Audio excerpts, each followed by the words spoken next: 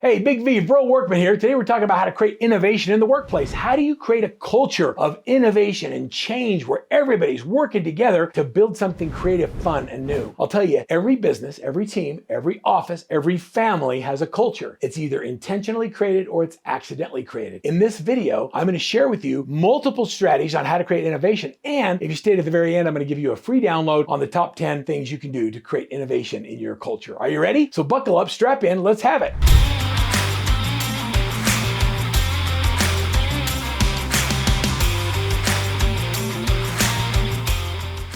All right, so how do you do things differently in your business? You know, when things change all the time, how do we get people on our teams to be innovative? First of all, you have to make a decision that's important to you. And so we do that by number one, encouraging open communication. We create an environment where employees feel safe to share their ideas, get feedback, and we have it even on a wall, pasted on the side, get out of judgment and get into curiosity. Instead of saying why something won't work, ask the question, how could I make that work? What if it did work? And start being curious at the way we respond. Number two is foster the culture of collaboration. Encourage teamwork and cross-departmental communication. People on the sales team have ideas of how to help customer service. Customer service often has brilliant ideas on how to help the marketing department. And the marketing department can sometimes help the IT department in the innovation and tools they want to create. But we have to foster that culture of collaboration between departments. The next is to create time for creativity. This is an area where I need help and we need to focus better on this. And that's allowing our people to not work on anything that they have to get done today, but just be creative and work on something new. I love the concept of it, but haven't been excellent in adopting it. The next is invest in training. Provide opportunities for your employees and your team members to learn new skills and technologies that can inspire them to think differently and outside the box. Learning how to do things differently with a technology or tool, all it does is help you as a team leader.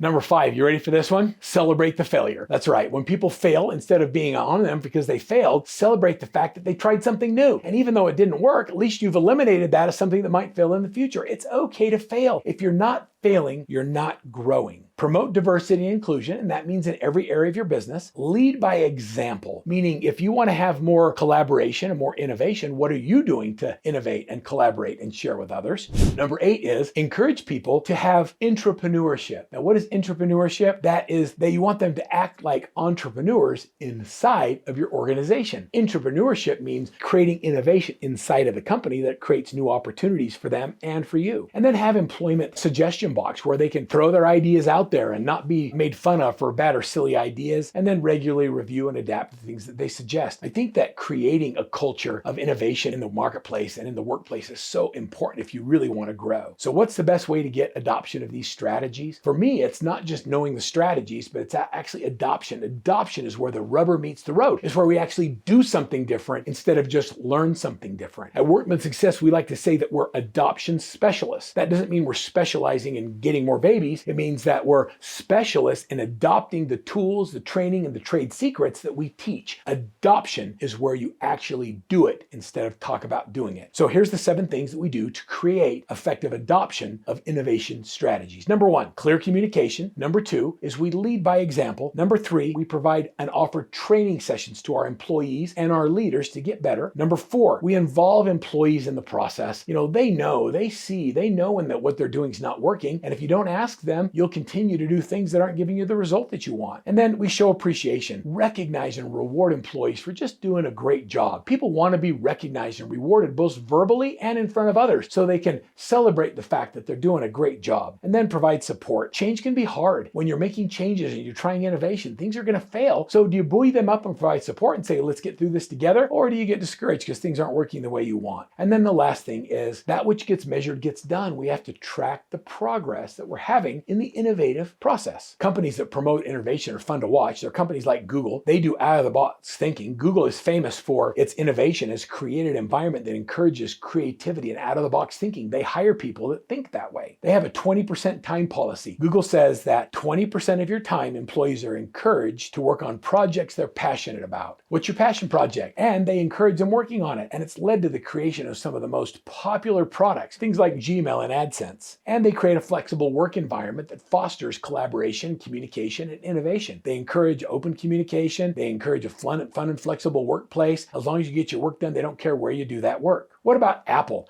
Apple differentiates itself in three real critical areas. The first one is innovation. They're another company that is synonymous with innovation. From the company's creation of the Macintosh to the iPhone, Apple has a long history of groundbreaking products. They create a culture of secrecy and competition. They build things quietly and secretly so they have an unfair advantage in the marketplace. They foster this and they encourage people to live by and adhere to it. They have a research and development department that focuses on heavily researching and finding out whether the consumer actually wants the products that they're developing, and they're rigorous for their design and making sure that the user interface is simple and easy to use. I love new companies that have come and hit the market, companies like Tesla, who they're the leader in electronic vehicles. The industry is known for its innovative products, the new technologies. Other companies are using their batteries and their smart tech. Their goals are to think big goals, promote big thinking and innovation within the company. They challenge industry norms. If they've done it always that way before, how do we do it differently? How do we do it better? And how do we use innovation to do it? And they're not afraid to challenge those industries. I'm thinking how that my business is where it is today because of the innovation, and because of the collaboration, and because of the openness of the people that have worked with me over the years. I've learned that when you foster a culture of innovation